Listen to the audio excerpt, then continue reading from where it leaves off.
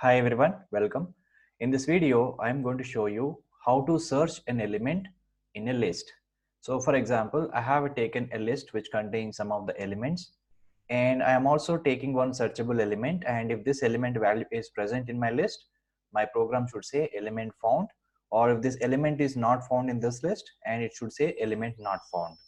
Now let's go to PyCharm and let's write a small Python program.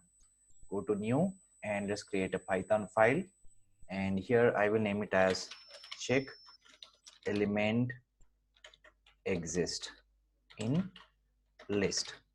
Let's take a Python file. So here we have multiple approaches we can do. So first of all, let me show you one approach. This is using looping statement, and here I will define a list variable. Let's say my list equal to, and here I will add some of the values in my list 163534. These are the list of items currently I have.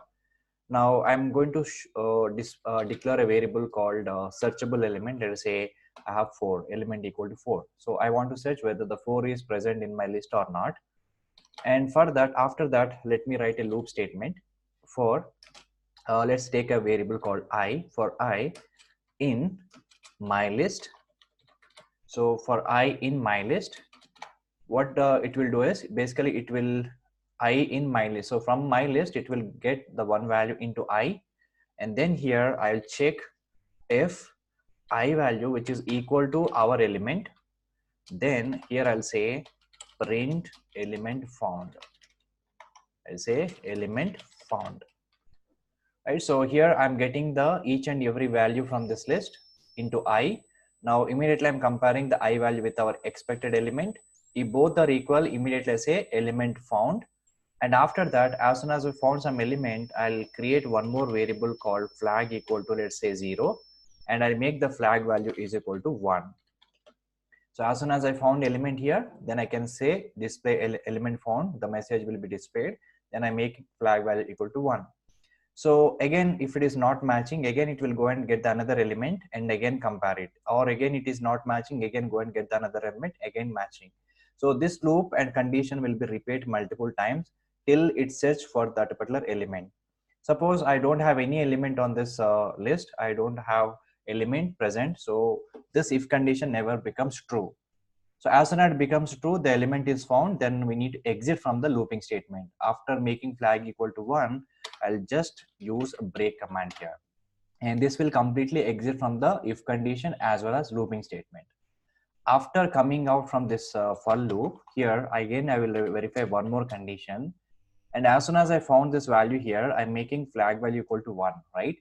So if still flag value is equal to 0 means we could not find the element in the list, so that I can verify here. So if flag equal to still 0, flag equal to still 0, then here I'm print element not found.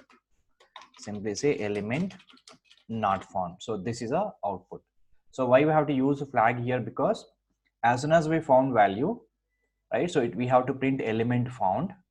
And if I don't use the flag value, what happens is, and after coming out this for loop, element not found also will be displayed. Okay, suppose when I just commenting this, now when I run this code, let's say 4 is there. Now when I run this code, it says element found and element not found. So it is not correct, right? So we should display it only one statement. So for that, what I have to do is we need to take a flag variable which having 0. As soon as I found an element, I make the flag value is equal to 1. And if you could not find any element, then still flag value will be 0. So after coming out from this looping statement, I'm just verifying still flag value is equal to 0. Then I say element not found. Now let us test this program.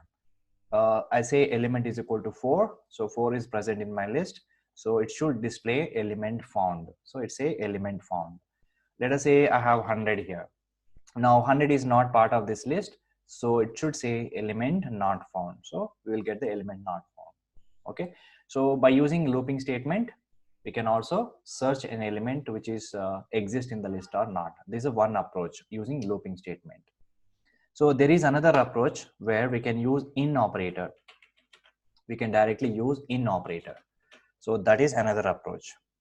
So now we'll see how to use in operator in this particular approach. So here again, I'll just comment these things. Now I'll again redefine the list. So I'll say my list equal to same number of elements.